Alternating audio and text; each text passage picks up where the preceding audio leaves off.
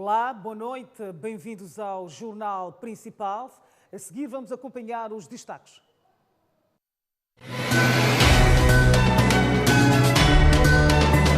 Cidadão de nacionalidade ruandesa assassinado com 5 tiros no bairro Nkoba, na autarquia da Matola. A Ordem dos Advogados diz que é imperioso investigar o envolvimento das Forças de Defesa e Segurança na tortura de cidadãos indefesos em Cabo Delgado.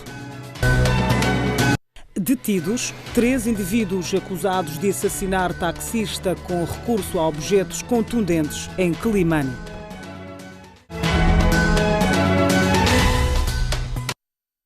A seguir vamos passar um vídeo extremamente chocante que está a circular nas redes sociais. No mesmo aparecem homens envergando o fardamento das Forças de Defesa e Segurança a violentar de forma brutal uma mulher indefesa e grávida. Conforme ilustram as imagens, a mulher completamente nua é perseguida e agredida. Os homens que se supõem que sejam membros das Forças Armadas de Defesa e Segurança acabam por executar a vítima, a quem chamam de Al-Shabaab, a queima-roupa.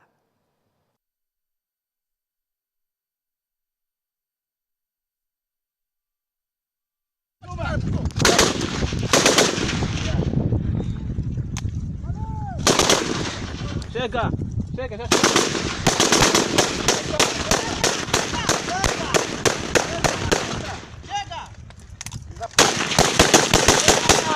Alto. Chega, já está. Já está, mano. Porra. Já mataram o Al-Shabaab.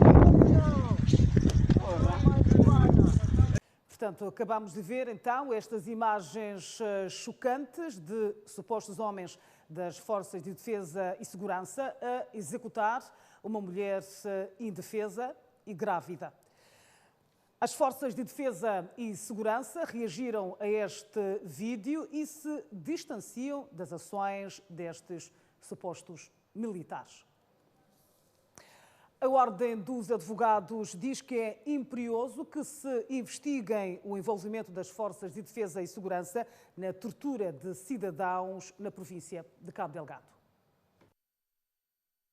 O porta-voz da Ordem dos Advogados de Moçambique, Pedro Macarig, diz tratar-se de um caso complexo e que exige um trabalho apurado com vista a apurar a dimensão das violações. A queima de casas, a situação de deslocados que começa a ser cada vez mais saliente, estão-nos a levantar um receio de que a crise humanitária seja de veras pesada e que, enquanto não se estancar, pelo menos o clima de terror e de violência que se vive na zona, dificilmente o Estado consiga prover aquilo que são os direitos elementares. É uma situação complexa, como nós dizemos, mas como ativistas de direitos humanos manifestamos essa preocupação. Estamos em crer que provavelmente haja esforços por parte do governo no sentido de encontrar uma solução imediata, mas que a situação da crise humanitária em Cabo Delgado é uma realidade. Posição similar é defendida pelo presidente da Comissão Nacional de Direitos Humanos, Luís Bidone. Era obrigação do Estado aparecer, primeiro a distanciar-se, não é? Porque dizer que não é política formal da instituição, do Estado, torturar pessoas. Penso que isto toda a gente esperava, não é? Um distanciamento formal de que não é um comando, não é a política do Ministério da Defesa torturar pessoas. Agora, em segundo lugar, é importante manifestar abertura para investigar, porque pode ter havido falhas no processo de fiscalização do processo e algumas forças cometerem alguma infração. Então, o mais importante é abrir-se para investigar, ver e averiguar se realmente as alegações são legítimas ou não. Já o antigo bastonário da Ordem, Gilberto Correia, diz que a violação de direitos humanos em Cabo Delgado revela que o país ainda está longe de viver a democracia genuína. É sem dúvidas um retrocesso civilizacional o que está a acontecer em relação aos abusos da liberdade de imprensa, a intimidação contra jornalistas, os estranhos incêndios que acontecem em órgãos de informação que não sejam alinhados às posições do poder, e isso tudo nós esperamos difundir, vocalizar, mas também que estes órgãos constituam advogados para exercer, para garantir, através dos meios próprios, essas liberdades e o respeito pelos seus direitos constitucionais. Um país sem uma advocacia forte não pode ser um Estado de Direito. Por sua vez, o provedor de justiça, Isaac Chand, diz que o governo tem estado a trabalhar para travar a violação de direitos humanos no norte de Moçambique. Eu acho que hoje está cada vez mais claro que o que se passa em Cabo Delgado, salvo melhor opinião, é uma ação terrorista. Então, os nossos amigos à escala mundial manifestam sua solidariedade conosco e a verdade compete ao nosso país, a nós moçambicanos, organizarmos e defendermos a nossa pátria que está a ser agredida. Refira-se que as constatações foram apresentadas na abertura da Semana do Advogado, que celebra-se sob o lema Advogados pela Defesa e Garantia dos Direitos das Comunidades. Um cidadão de nacionalidade ruandesa foi assassinado com 5 tiros no bairro Nkoba, na autarquia da Matala. Sim, não entrava dois, morreram 2 pessoas. Sim, muito triste. No mesmo sítio que nós sabemos o que está a acontecer. Estes comerciantes contam que o aumento de casos de assassinato de cidadãos de nacionalidade ruandesa é preocupante. Chegou um carro de bandido, 4 homens armados com a KM. Apontaram a vítima fugiu para a casa do vizinho, entrou dentro do vizinho. Os ladrões perseguiram dentro daquela casa, entrou no quarto das crianças, deram 2 tiros e a vítima caiu. 2 mortes em uma semana. 2 mortes em uma semana. Outro foi amarrado e, de qualquer maneira, foi apanhado quando já estava podre, porque ninguém sabia que aquela pessoa estava onde. Sexta-feira, que tiraram aquele corpo de manhã e numa tarde, então acontece isto aqui. A pessoa foi um burundês que foram lhe amarrar em casa dele, lhe penduraram em cima da casa e também morreu.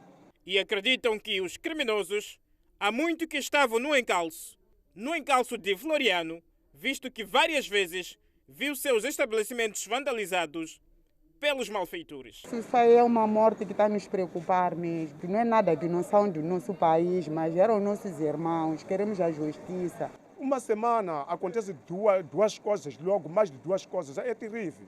Aquilo que já aconteceu com o nosso colega, nós podemos chamar com o nosso colega, a nossa família, porque era um senhor que nós tínhamos habituado à vida dele. Não há segurança, não há segurança. Face à insegurança instalada, apelam à intervenção das autoridades policiais para travar a ação dos malfeitores. O que está a acontecer, nem próprios nós que somos moradores daqui, não estamos livres daquilo que está a acontecer, porque nós estamos a pedir, pelo menos, que a nossa polícia, pelo menos, ver a situação que está a acontecer aqui nessa zona, porque nem para andar, para fazer o que temos medo, nós sabemos que o que está vai acontecer de hoje para diante.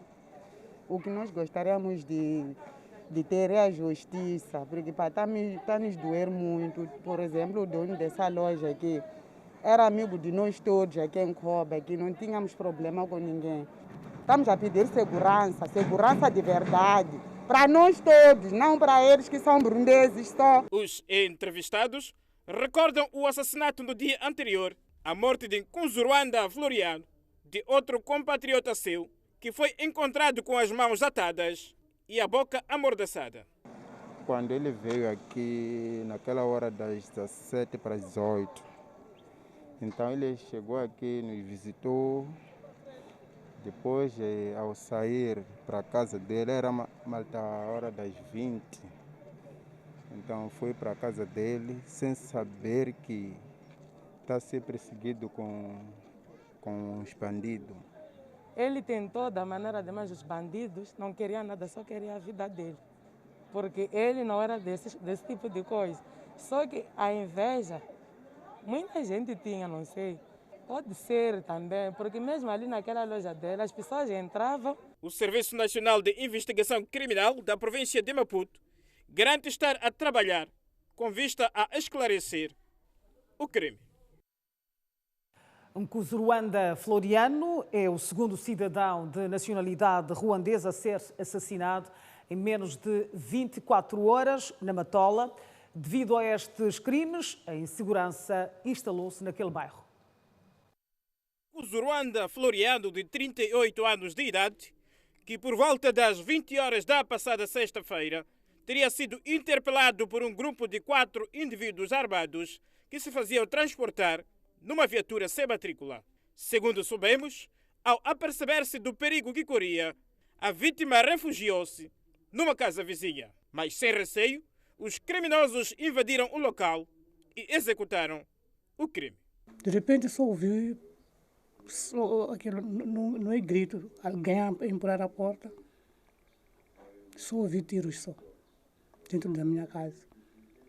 E esses tiros a pessoa dizia assim, somos da polícia, ninguém sai nesta casa. Na minha casa não estava ninguém, todos tinham saído, Deus protegeu. E daí pronto, vir lutar. Essas cadeiras estão baleadas, empurraram o sofá e racharam ali no corredor. Ele tentou empurrar a porta da casa de banho, mas eu lutei para alguém não entrar na casa de banho. Depois passaram 4 miúdos, os miúdos não estavam no quarto. Ele caiu, ele foi baleado, eu só ouvi 5 tiros.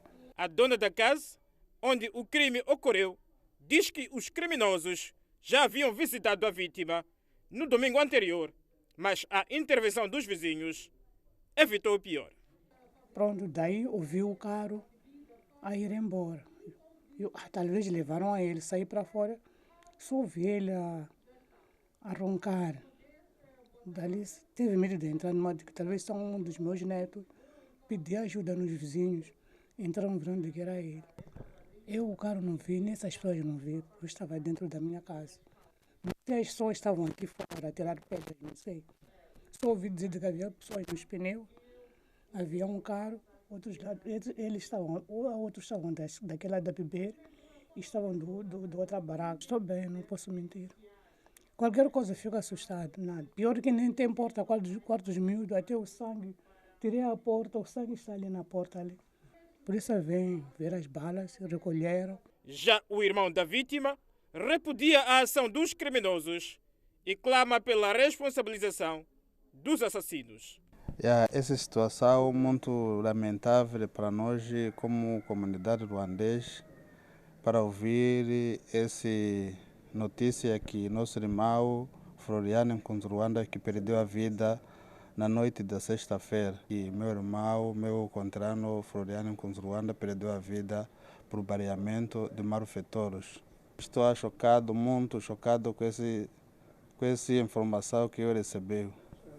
E como ele era um batalhador, trabalhador que tentava para sustentar a família dia a dia, mas é lamentável para essa criança crescer. Mkuzuruanda, que junta-se a outros cidadãos de nacionalidade ruandesa assassinados no país em circunstâncias ainda não esclarecidas, deixa viúva e 3 filhos menores. Foram detidos 3 criminosos que assassinaram um taxista no bairro Samugue, na cidade de Quelimane. Estes 3 indivíduos são acusados de serem os responsáveis pelo assassinato do taxista de bicicleta no último fim de semana, no bairro Samugue, arredores da cidade de Quelimane. Para a prática de crime, os indiciados confessos recorreram ao uso de objetos contundentes e, após o ato, apoderaram-se da bicicleta da vítima. Você abrevia ela tudo, você ladarão. Matou a pessoa ou não matou? Começa ela a falar, não está a me incriminar. Poxa, boss, esse aqui, se fez esse crime, é com ele. Ele pode saber, matou sim, é com ele. Não é comigo, não. Ele só está querendo me incriminar porque me conhece. Aconteceu de que por a pessoa me levei a bicicleta, corri com ele. Só aquele acidente eu não fiz, aquele acidente eu não fiz. Só aconteceu, a bicicleta levei. Ele fala como a verdade. Se já aconteceu de uma maneira, você que pode negar vai fazer o quê? Bro. Quem, eu? Minha parte? É essa parte que estão a falar de Dani, não Dani. Dani roubou aonde? Um sítio. Sim. Então, processo antigo. Você que levou a bicicleta? O bicicleta eu não levei, quem levou são esses, os dois. Então aqueles boys que trabalham à noite estão para te explicar bem. Eu preciso dessa pessoa. Na saudade. Então, a chegaram ali, e um taxista, está vendo, né? E um taxista, mas não estava uma cruz. Então quando chegamos ali, epa, esse aqui logo é que fez o quê? É que ele amassou aquele taxista. Esse meu brother. Qual?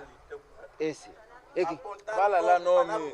Não é esse, falar nome. Eu procurei que ameaçou aquele senhor, bicicleta. Sim. Logo fora, levou, tá vendo? Logo levou aquela bicicleta. Então nós começamos a correr atrás dele. Então nós, quando chegamos ali, encontramos também dois polícias de pé. Nós também não sabíamos que ali já morreu a pessoa. Então esse encontro já foi de bicicleta, até passou ali mesmo. Passou ali onde tinha a polícia. Passou ali mesmo. Logo chegamos. Quando chegamos, falaram, vocês estão a vir de onde? Logo eu perguntei, estamos esse ferro aqui. Eles disseram para apanhar e levar esse ferro. Sentamos. Esse enquanto já foi. Sentamos ali, até se ligaram, veio outro polícia com moto, esse foi carregado, esse também foi carregado. Viemos aqui.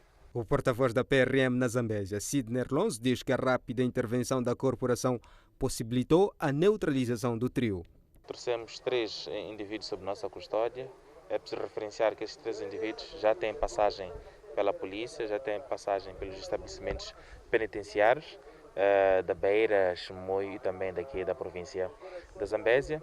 E tal como nós nos referimos anteriormente, no momento deste crime, houve uma testemunha ocular que acabou dando características de um destes meliantes, daí que nós seguimos esta linha juntamente com o Cernic e conseguimos esclarecer este caso. E são cidadãos residentes no bairro de Manhau, dedicam-se ativamente ao cometimento de vários crimes e é preciso referenciar com a detenção desses 3 indivíduos, vamos rolar ainda nos autos, poderá haver também esclarecimento de outros casos de roubo que vinham ocorrendo ao longo destes dias. Importa referir que os indivíduos agora contas com a PRM em Quilimane já estavam detidos, indiciados pelo mesmo crime. Está também detido um jovem de 23 anos que se fez passar de filho de um agente económico para praticar crimes no distrito de Omoína, na província de Inhambane. O jovem diz ser eletricista auto, cuja atividade desenvolve na cidade da Beira, província de Sofala, e vive no distrito de Inhassoro, em Inhambane. É isso mesmo, vive na província de Inhambane e trabalha em Sofala. Ele diz que chegou ao distrito de Omoíne à procura de seu pai para resolver supostos problemas tradicionais. Eu mesmo passo muitas consequências. Então eu estava... São muitas consequências? Sim, passo muitas consequências. Ora fico doente, ora chega uma fase que eu viro parecer um maluco, mas sempre que procurar... Quando que ficou maluco? Isso já faz tempos, posso dizer, há 1 ano atrás. Eu passei essas consequências ali. E como que recuperou da loucura? Recuperando da loucura é que sempre que eles dizem nos curandeiros, diziam, esse tem que ir em casa do pai. Então lá era dado um remédio que diz, epa, acalme, depois havemos de lhe acompanhar. Sim. Quem dizia ser o curandeiro? Sim, era o curandeiro. Aqui para a casa do pai? Sim. E seu pai quem? E o pai é Ernesto Delfino. Okay. Quem te dizia isso era tua mãe? É falecido da minha mãe, sim. Quando? Quando que ela morreu, sua mãe? Minha mãe perdeu a vida em 2014, dia 30 de novembro. Ok. Sim. Alguma vez tinha-te mostrado fotografia do seu pai, sua mãe? Não havia me mostrado. Por isso eu não conhecia mesmo meu pai. O suposto pai com quem vinha ter no distrito de Omoíne é este agente econômico. O indiciado até ficou 24 horas na casa do empresário. E como a informação que trazia sobre a paternidade não batia certo, o agente econômico suspeitou ser criminoso e tratou de denunciar. Acho que ele teve uma informação onde ele teve, mas errado, por causa do tempo em que ele disse. Porque quando diz eu me conheci com a mãe dela, aqui em 97 eu a fazer chapa. Nessa altura eu estava na África do Sul. Eu não fazia chapa aqui, nessa altura. E também fui desconfiando pela insistência que ele fez logo naquela sexta-feira. Ele queria que eu registrasse a ele meus nomes. Mas pronto, aos poucos já estava a averiguar aquilo. Primeiro falei com um dos tios. Então, o tio, eu apresentei aquelas... Ele apareceu e eu disse, não, mas nós conhecemos o pai dele. Está, não sei se é Maluvane, é da família Massinga. Ah, tudo bem. Então fomos conversando. Acabou me revelando que esse aí esteve detido na Massinga. Depois de Massinga, voltou. Em menos de 2 semanas, foi detido em Açoro. Então, pronto. Então fui apurando as verdades. Liguei para mais números, tive a namorada lá, disse outro assunto, ficou admirado por causa do nome. Falei com uma senhora que é tal vizinha, que facilitava a namorada para falar com ele. Disse para mim que, esse aí, cuidado com ele. E pronto. Então fui recolhendo mais informações. Então acabei dando a informação à polícia. Na posse do indiciado foram encontrados 4 bilhetes de identidade de pessoas diferentes, sendo 2 homens e 2 mulheres, e um atestado médico. Com algemas e averosol atrás das grades no distrito Omoine, o jovem refuta ser criminoso. Conhece aquelas pessoas que estão aí nos beijos? Não, aquelas pessoas não conheço.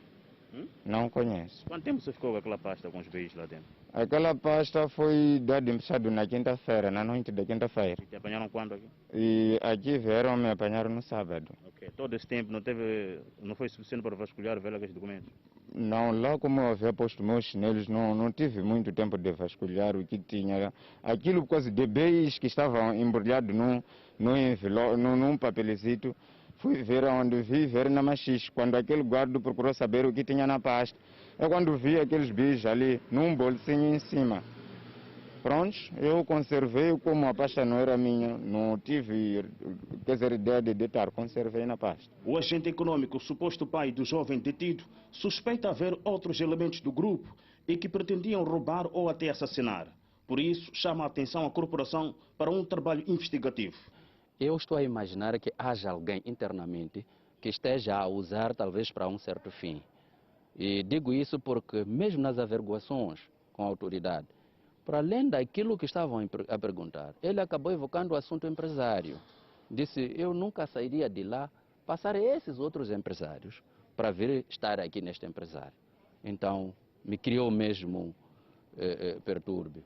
O processo já foi instaurado e segue trâmites legais na máquina da justiça no distrito Omoine para que seja responsabilizado criminalmente. E a PRM no distrito de Omoine diz estar a trabalhar para levar à barra do tribunal os comparsas do jovem ora detido. A Polícia da República de Moçambique em Omoine não tem dúvidas que o jovem ora detido é um criminoso nato. Aliás, a corporação diz que o jovem tem um cadastro criminal sujo, ou seja, já esteve detido por várias vezes em alguns distritos da província de Inhambane.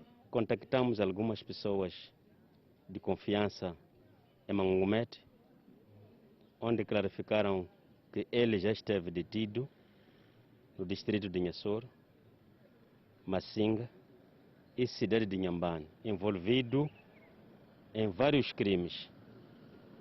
Logo, percebemos que podia se tratar do assunto de um reconhecimento que estivesse para fazer aqui, para futuros casos aparecer com alguns amigos para perpetrarem ações.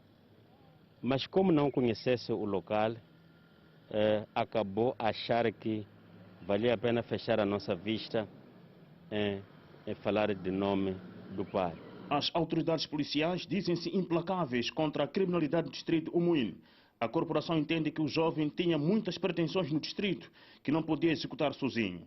Por isso, promete investigar para deter outros indiciados. Acreditamos que a informação há de sair à superfície do o que é que ele é na real informação, do que o que está a nos trazer, porque o que nos traz muitas dúvidas.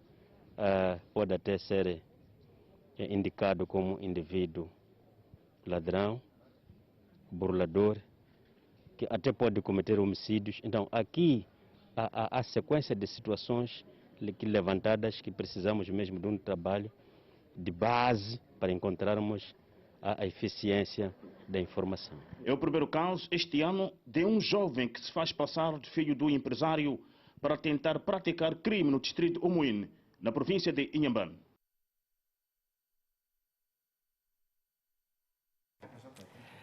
Portanto, agora vamos ao nosso espaço de análise e para isso contamos com a presença do professor Adriano Novunga, que vai, portanto, analisar alguns temas por nós escolhidos.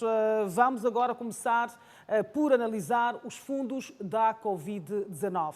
Boa noite, Dr. Novunga. Portanto, o Governo recebeu apoio internacional para fazer face a esta situação da Covid-19. Portanto, foram no total 489 milhões de dólares.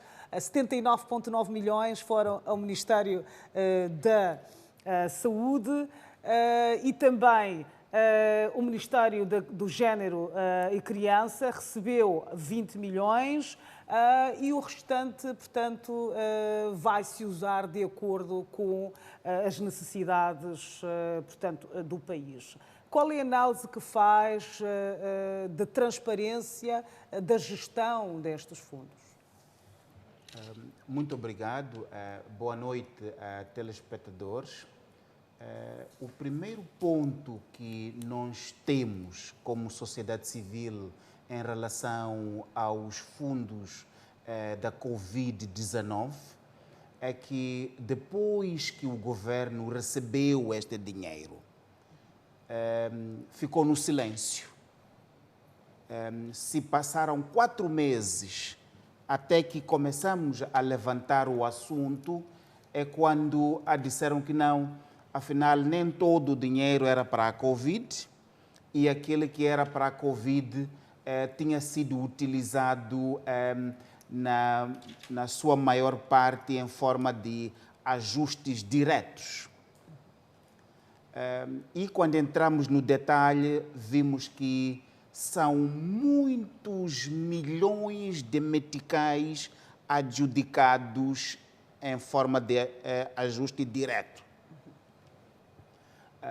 O contexto da Covid em que nos encontramos é caracterizado por escassez de produtos, escassez de mercadorias, etc. Mas eu trago aqui uma lista muito exemplificativa do que eu refiro do Ministério das Obras Públicas, Habitação e Recursos Hídricos, que no dia 3 de setembro de 2020 publicou uma lista de adjudicações a algumas empresas. Tem uma empresa MHL que aparece 2 vezes e recebeu 159 milhões, 190 milhões de meticais em forma de adjudicação direta. Não, isto aqui não bate certo. Como é que você adjudica no mesmo lote, primeiro 190 milhões, outro 150 milhões, e a gente tem aqui Mondego, alguma coisa, 250 milhões. A questão é, quem são esses moçambicanos? Porque são empresas de moçambicanos. Quem são esses moçambicanos que vão ficar com os milhões que são para apoiar a população na Covid-19?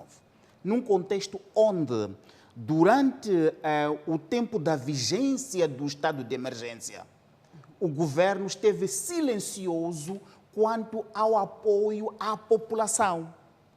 A razão principal por que os números estão a disparar é que não houve melhorias em termos de transporte público, as pessoas continuavam apinhadas, o governo dizia às pessoas para ficar em casa e não criou mínimas condições para a população. Portanto, acha que houve aqui um desvio da aplicação destes fundos? Portanto, não foi para a prevenção e tratamento da Covid-19? São duas coisas importantes. A expectativa que nós tínhamos como sociedade era que, uma vez que o governo recebeu esses milhões, e esses milhões são crédito, quem vai pagar são moçambicanos. É crédito, não é donativo. Então, o governo devia ter se aberto para discussão com a sociedade. E uma das opções seria levar esse dinheiro, encontrar formas. Já houve experiência aqui no nosso país, onde a população foi organizada para participar no processo da prevenção da Covid.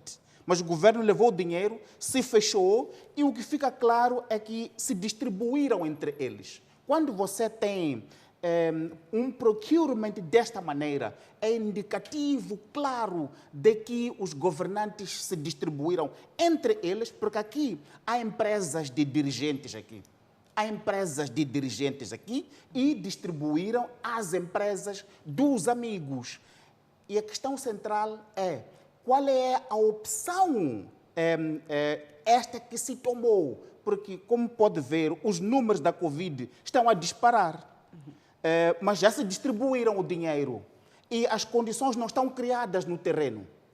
Então, significa que estamos a caminhar para uma situação onde aquilo que foi a prioridade central do governo foi distribuírem-se o dinheiro e não se vê ações muito concretas para mitigar a situação dos números que continuam a crescer galopantemente dia após dia. Exato. Uma questão sobre este assunto, porque vamos ter mesmo que partir para os outros assuntos, é que, portanto, não há uma informação detalhada sobre como é que este valor, que é, portanto, para a prevenção e tratamento da Covid-19, estão a ser gastos. Para além destes ajustes diretos, não estão a ser, portanto, ditos com detalhe o gasto destes fundos. Absolutamente, absolutamente.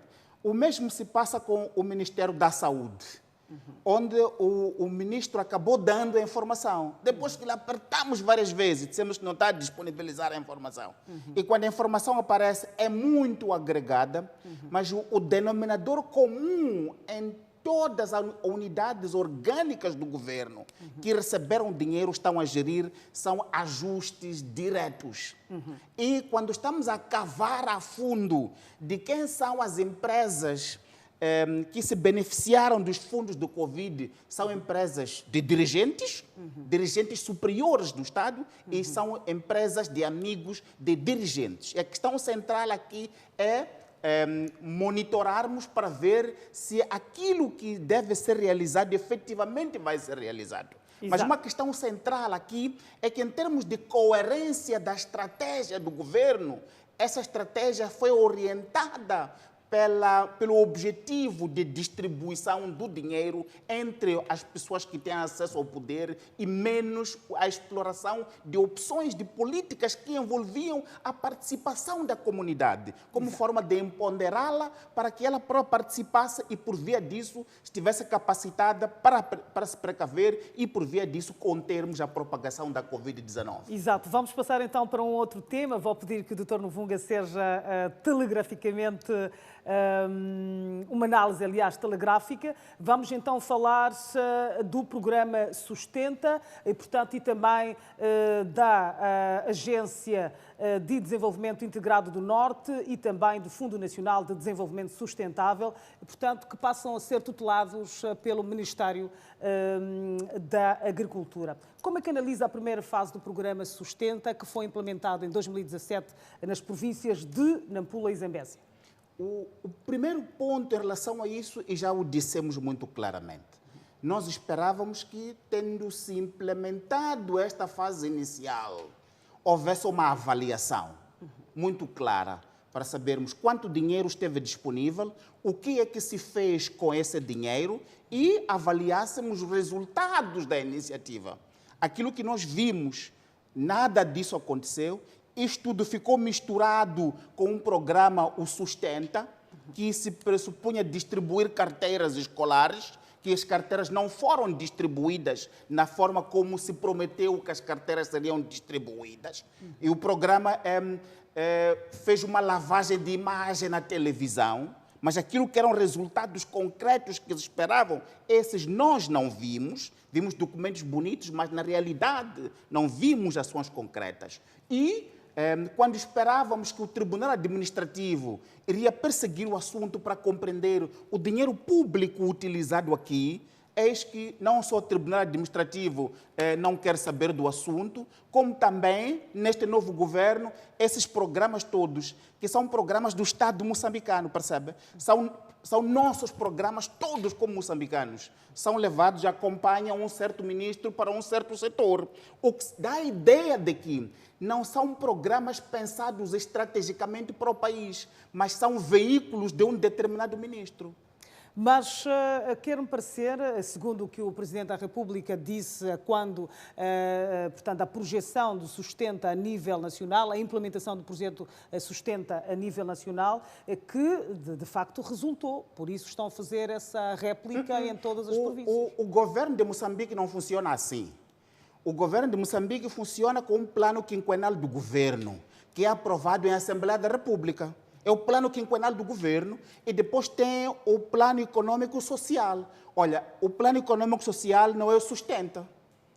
Então, é preciso nós compreendermos como é que o Sustenta se enquadra naquilo que é o plano, no plano quinquenal do governo, que o que se nota é que, aparentemente, toda a ação do desenvolvimento econômico do país está reduzida ao Sustenta. Exato. Mas gostava também que analisasse esta questão da Agência de Desenvolvimento Integrado, portanto, do Norte e também do Fundo Nacional de Desenvolvimento Sustentável estarem tutelados a este Ministério. Sabemos que estas duas instituições são, portanto, coletores de investimento internacional. Ou seja, só a ADIN vai precisar de mais de 700 milhões de dólares e já há garantias de que este dinheiro vai, portanto, entrar para os cofres desta agência. E também o FNDES, portanto, só de 2015 até 2017, recebeu cerca de 200 milhões de dólares de apoio, portanto, do Banco Mundial. Como é que analisa estas duas instituições que agora passam para o Ministério da Agricultura?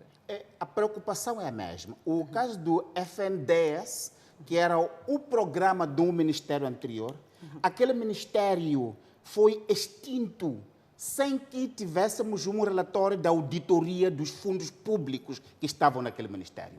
É preciso que o Tribunal Administrativo faça uma auditoria séria e profissional aos fundos do FNDES enquanto pertencia ao anterior ministério e depois compreendermos a razão de ter passado para um outro ministério num contexto onde o anterior ministério ainda permanece. Isso é uma parte. A outra, nós compreendemos que o programa de carteiras escolares era um programa que fazia parte desta iniciativa. E nós dissemos que não houve transparência no que diz respeito às carteiras escolares.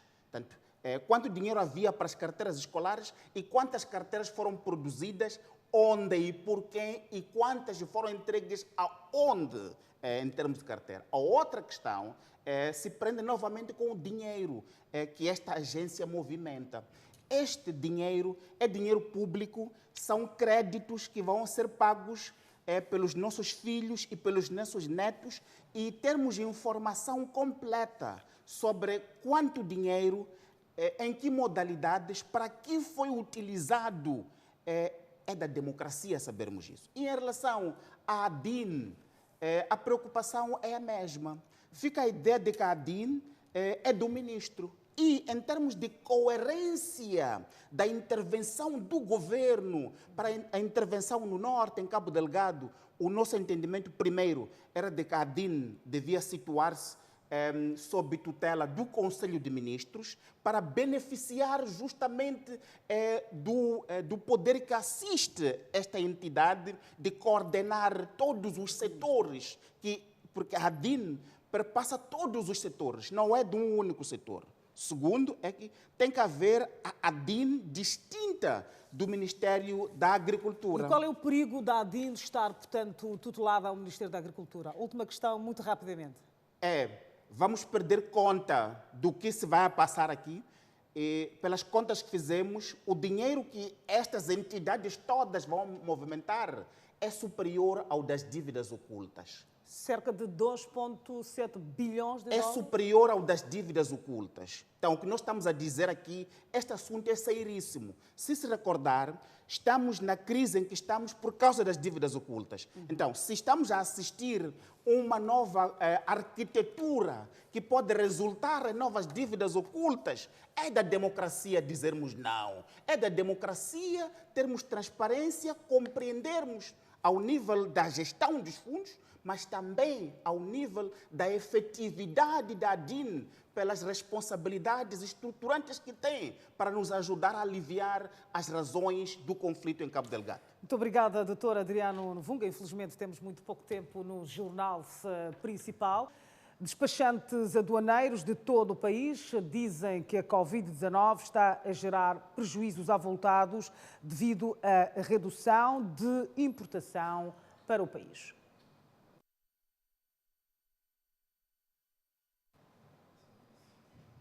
Vamos então para mais notícias. O presidente da autarquia de Chibuto diz que a idilidade tem grandes desafios no combate à erosão de solos em 6 bairros. A outra situação que preocupa Henriques Machava são as construções desorganizadas.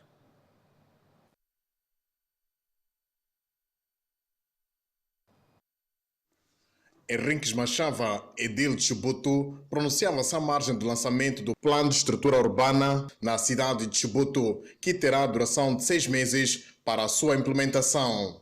A cidade de Chibuto tem grandes desafios, desde a erosão progressiva dos solos, com particular realce aos bairros 25 de Julho, Moçavelho, Minhocarne, da cidade, Mudar, Samora Machado, bem como as construções desordenadas devido à falta de instrumentos de gestão de solos. Com o lançamento do Plano de Estrutura Urbana, Henriques Machava espera ver resolvidos os seguintes problemas. O Plano de Estrutura Urbana é um instrumento que estabelece a organização espacial da totalidade do território do município, os parâmetros e as normas para a sua utilização, tendo em conta a ocupação atual, as infraestruturas e os equipamentos sociais existentes na regional. Terminado o processo de elaboração do Plano de Estrutura Urbana, espera-se o estabelecimento de princípios de sustentabilidade ambiental, a rede principal de acesso e ligação dos diversos bairros dentro da autarquia, a ordem de prioridades para o desenvolvimento urbano e os parâmetros gerais que devem orientar a ocupação do território autárquico. Também contamos que possa ajudar na eliminação de assimetrias sociais e de privilégios nas escolas e locais para a distribuição das redes de infraestruturas, de serviços e de equipamentos sociais. O município de Chibuto é composto por 14 bairros. Com o novo instrumento do Plano de Estrutura Urbana, vai viabilizar a inclusão de mais 6 bairros. O Ministério da Terra, Ambiente e Desenvolvimento Rural pede envolvimento de todos os munícipes de Chibuto no processo de implementação do Plano de Estrutura Urbana. Neivaldo Natugueja, do Ministério da Terra e Ambiente, frisou que o sucesso deste plano depende muito da participação de todas as esferas da sociedade que melhor conhecem a autarquia de Chibuto. Fazer face à elaboração deste instrumento que irá orientar o desenvolvimento harmonioso e sustentável da cidade. Importa referenciar que atualmente o município de Chibuto ressente-se da insuficiência de espaços livres para expansão urbana dentro dos seus limites administrativos. Por outro lado, reiterou que o Ministério da Terra e Ambiente irá contribuir para o sucesso do processo para melhorar as condições básicas da vida dos munícipes de Chibuto. Esta cerimónia reveste de grande importância para os munícipes da cidade de Chibuto, que irão participar na definição dos principais modelos de ordenamento do território como contributo para a concepção do plano que irá orientar o desenvolvimento espacial e apoiar os órgãos autárquicos e as entidades que participam no desenvolvimento socioeconômico da cidade de Chibuto. O envolvimento de todos neste processo é crucial porque são os conhecedores natos do município da cidade de Chibuto. O vosso conhecimento sobre a cidade é imensurável e desta forma deve ser explorado para alimentar o documento que vai delinear o desenvolvimento da cidade no que respeita à urbanização, traçar diretrizes para a correta localização de atividades económicas, sociais, infraestruturas de uso sustentável do solo. Estas ações têm vista a evitar a degradação ambiental e, sobretudo, na procura de solução e de melhoria das condições de vida da população. Para melhorar a gestão de resíduos sólidos na urbe, o Conselho Autárquico da cidade de Tete acaba de adquirir 40 contentores de lixo.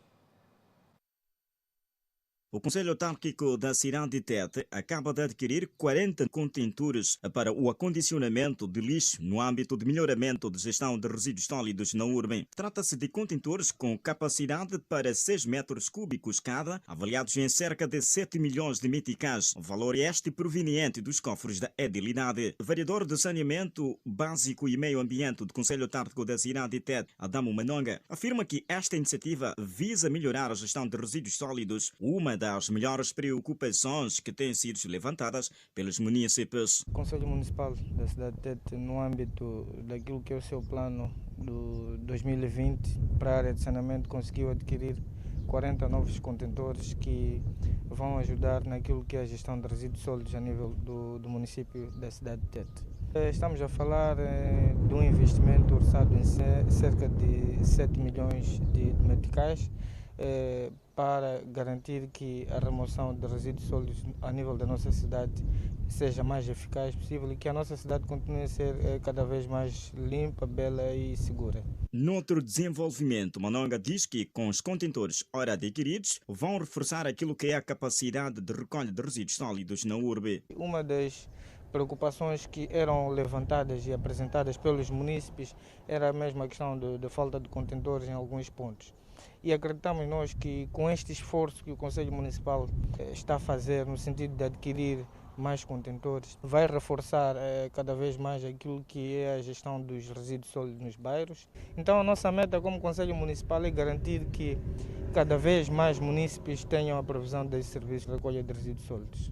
Manonga acrescenta que o Conselho Autárquico da cidade de Tete conta atualmente com 160 contentores. Contudo, há necessidade de colaboração dos municípios na gestão de lixo, conservando os contentores de modo a garantir a sua durabilidade. Temos algumas situações que acabam reduzindo aquilo que é o esforço do Conselho Municipal no que tange a conservação dos próprios contentores, visto que existem alguns munícipes que de má fé acabam ateando fogo nos contentores e isso propicia para que haja danificação desses contentores. Continuem a conservar da melhor forma possível, porque esses contentores é fruto daquilo que é a contribuição de cada município da cidade de Tete. Então significa que é um bem público que deve ser preservado. Refira-se que os contentores colocados nas artérias dos 9 bairros da autarquia de Tete, onde são produzidos diariamente cerca de 1.600 metros cúbicos de resíduos sólidos. E é tudo por hoje. Obrigada pela audiência. Nós voltamos a ver amanhã, quando forem 19h50. Boa semana.